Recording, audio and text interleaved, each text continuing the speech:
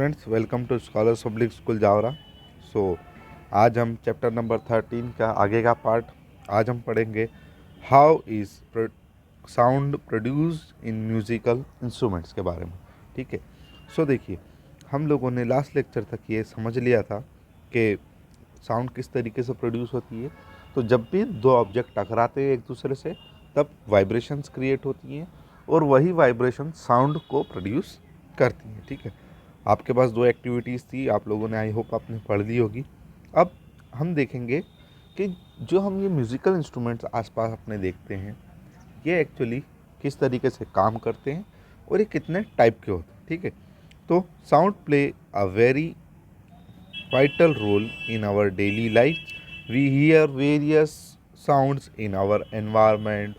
Sounds of animals, birds, cars, and musical instruments are few examples of sound in our environment. तो देखिए, हम हमारे environment में कितने सारे साउंड अपने आसपास सुनते हैं। जी, कितने सारे साउंड हमारे आसपास है।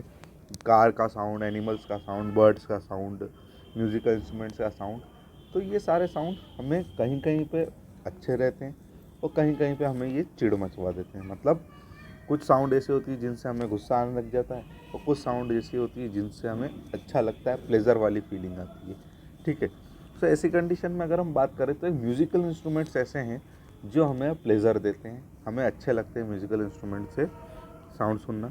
सो ये म्यूज़िकल इंस्ट्रूमेंट्स काम कैसे करते हैं ये हम जानेंगे। So musical instruments produce sound that soothes our air. तो देखिए, ईयर्स यानी कि आपके कानों को ये राहत देते हैं या अच्छे रहते हैं आपके कानों के लिए। There are three types of musical instrument. They are percussion, string and wind instrument. तो देखिए, परक्यूशन मतलब क्या कि जो हाथ से बजाएं या हम किसी लकड़ी से उसको बजाएं, ऐसे एलिमेंट्स को, ऐसे म्यूजिकल इंस्ट्रूमेंट्स को हम परक्यूशन बोलेंगे। स्ट्रिंग जो कि तार से जुड़े हुए हैं, स्ट्रिंग जैसे आप बताइए, जैसे सितार हो गया, गिटार हो गया, ये सारी चीज़ें आपकी किस में इंक्लूड होगी, आपके स्ट्रिंग में। और विंड में तो जैसे आपकी शहनाई हो गई, फ्लूट हो गई, ये सारी आपको किसके अंदर हम इंक्लूड करते हैं, हम इनको इंक्लूड करते हैं विंड वाले में। ठीक है। तो पढ़ते percussion, some instrument need to be strucked by a object in order to produce a sound. These are called percussion instrument. For example, when the membrane of drum hit the membrane and the air inside vibrate, this produce sound. तो देखिए, ये जो हमारे आगे एक, इसे हम ढोल बोल सकते हैं। तो हम देखते हैं डंडे से हम ढोल पीटते हैं, तो जो उसकी परत होती है जो ढोल की, और उसके अंदर जो एयर है, वो दोनों एक दूसरे से क्या करती हैं, टकराती हैं। तो एयर टकराने से वाइब्रेशन होता है और वो वाइब्रेशन होने से क्या होता है, हमें साउंड परक्यूशन देखने को मिलती है। ठीक है। इसके अलावा हम दूसरा बात करें तो स्ट्रिंग इंस्ट्रूमेंट।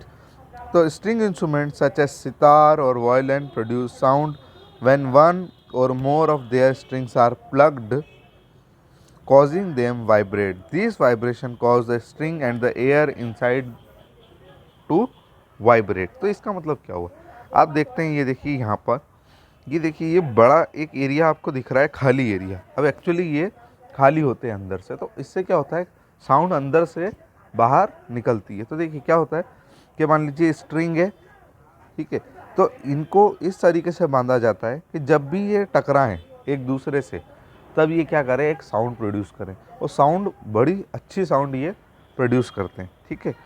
सो ये जो इसके अंदर जो एयर है, वो इन अंदर के एयर और बाहर के स्ट्रिंग ये वाइब्रेट करेंगे और हमें क्या मिलेगा, एक स्मूथिंग साउंड मिलेगा।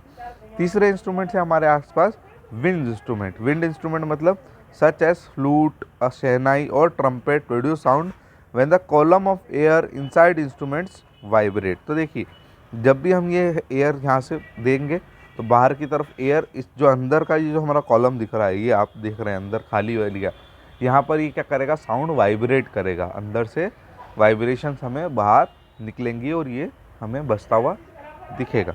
आई होप आपको ये तीनों अच्छे से समझ में आया होगा। और आप अपने आसपास भी इन जो इंस्ट्रूमेंट्स हैं इनको आप देख सकते हैं। और मोस्ट प्रेफरेबली मैं तो ये सजेस्ट करूँगा कि आप इन तीनों इंस्ट्रूमेंट्स में से, इन तीन टाइप के इंस्ट्रूमेंट्स में से कोई सा एक इंस्ट्रूमेंट बजाना ज़रूर सीखें, क्योंकि ये जो हमारे इंस्ट्रूमेंट्स है ये हमारे लिए एक्चुअल मेडिटेशन में भी काम आएंगे और आपके लिए बड़े इम्पोर्टेंट रह जाते हैं। तो अगर आपको कभी मौका मिलता है कोई सा इंस्ट्रूमेंट सीखने का तो आप लोग ज़रूर सीखिए, ठीक है। इसके बाद अगर हम बात करें तो हम बात करेंगे अब साउंड प्रोड्यूस बाय ह्यूमंस कैसे होती है। तो देखिए हमारे आगे एक वॉइस बॉक्स हमें यहाँ दिख रहा है, ये तो ये हमारे लिए इम्पोर्टेंट डायग्राम। हम इस डायग्राम को पहले इसकी थ्योरी पढ़ के फिर हम इस डायग्राम पे आएंगे। तो कैसे प्रोड्यूस होता है sound. The human voice is produce by larynx located in the throat. कहाँ से साउंड प्रोड्यूस होगी इंसान की, वो होगी लैरिक्स से, जो कि कहाँ लोकेटेड है, थ्रोट में। The larynx is also called voice box.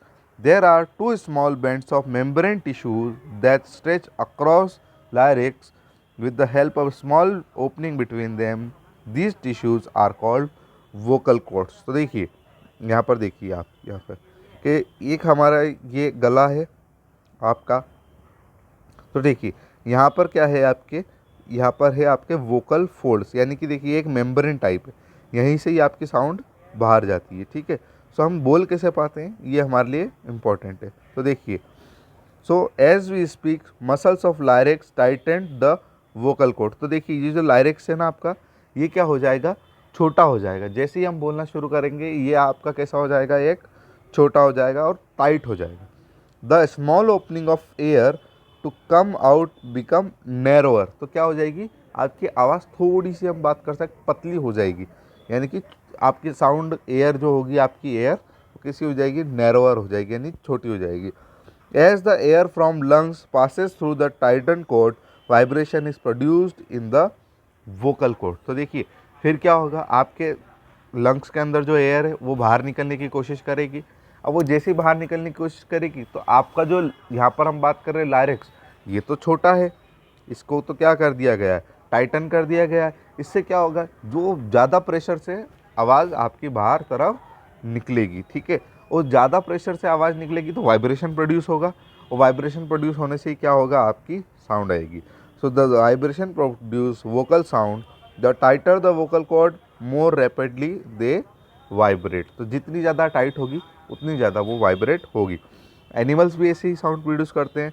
तो animal also produce sound. All mammals, birds and frogs have a vocal cord or similar structure which allow them to produce in a similar way like humans. However, many other animals produce sound from a different means. For example, bees buzz as they fly.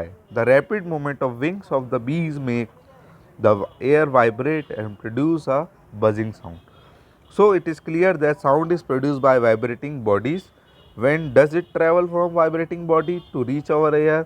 The whole process can be divided into 3 stages. तो देखिए अगर हम बात करें तो जैसे इंसानों के अंदर हम एयर का प्रोड्यूस होना से हम देख रहे हैं आपकी वॉइस निकल रही है, सेम कंडीशन एनिमल्स में भी होती है। तो आप लोगों ने जो एनिमल्स को, जैसे आपके मैमल्स जो गाय हो गई, चिड़ियाँ हो गई, इनकी भी साउंड इसी प्रकार से प्रोड्यूस होती है। आपके मेंढक हो गए, मेंढक भी रात के टाइम पे भी इसी तरीके से ये अपने वोकल कॉर्ड से ही आवाज़ को क्या करते हैं, बाहर निकालते। बट कुछ एनिमल्स ऐसे होते हैं जो कि अपने वोकल कॉर्ड से आवाज़ बाहर नहीं निकालते। जैसे कि अगर हम एग्जांपल देखें तो ऐसा एग्जांपल है हमारा बीज यानी मधुमक्खी।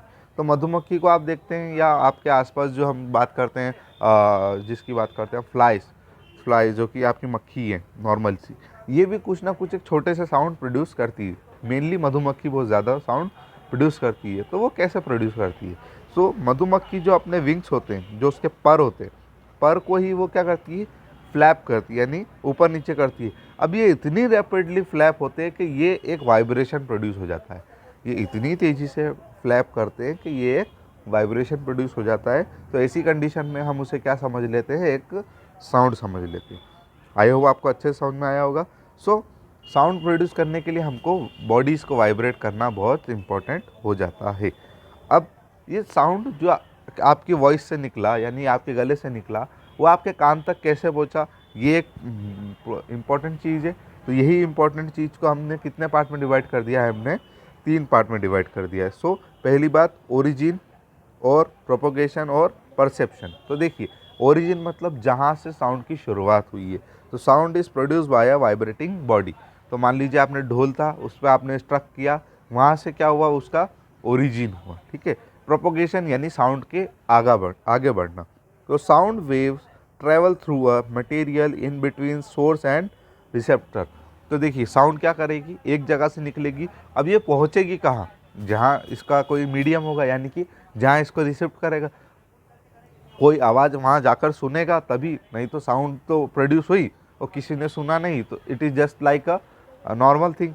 बट वहाँ जब तक कोई इसको रिसीव नहीं करेगा तब तक हमारे लिए ये इम्पोर्टेंस नहीं रह जाती। एंड परसेप्शन, तो sound reach to our ear and we can hear it. तो देखिए फिर क्या होगा, आपकी साउंड एक जगह से दूसरी जगह पूरी तरीके से ट्रैवल हो जाएगी और फिर क्या होगा, साउंड आपके कान तक जाएगी और आप उस चीज़ को सुन लेंगे। So we have already discuss about vibration and the origin.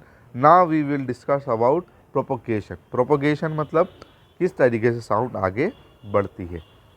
I hope आपको इतनी बात अच्छे से समझ में आई होगी। कोई भी डाउट हो तो आप लोग मुझे कमेंट में डाल सकते हैं। तब तक के लिए आप पढ़ते रहिए। Thank you so much. God bless you all.